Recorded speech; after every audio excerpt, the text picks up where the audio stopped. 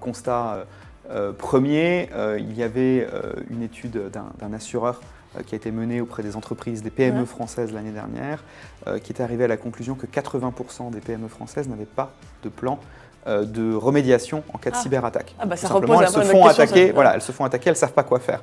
Donc ça continue à parler évidemment sur l'opportunité marché. Et je dirais, ma réponse à moi, ça va être les deux. C'est-à-dire que d'un côté, effectivement, il y a un enjeu immédiat que les assureurs n'ont pas anticipé peut-être.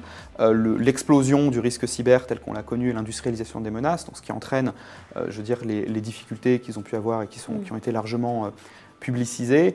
Sur le long terme, en revanche, c'est un nouveau risque et c'est une question de savoir l'adresser pour un assureur, pour savoir y répondre et de modéliser un modèle, d'être capable de mettre en place un modèle. Voilà. Mais en fait, la difficulté du risque cyber par rapport à un risque traditionnel, c'est un risque qui est très évolutif.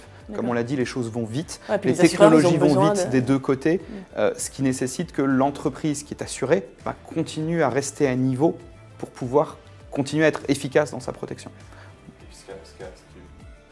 L'enjeu, en fait, c'est de pouvoir pricer les risques correctement. Oui, c'est ça. Et ça, c'est très compliqué.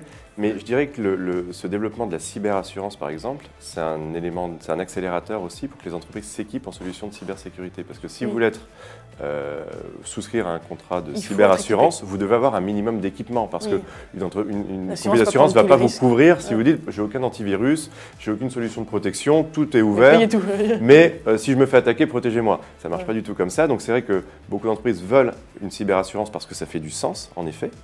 Une entreprise est là aussi pour couvrir ses risques. Donc ça en fait partie, mais en contrepartie, elle doit investir massivement dans ce domaine-là.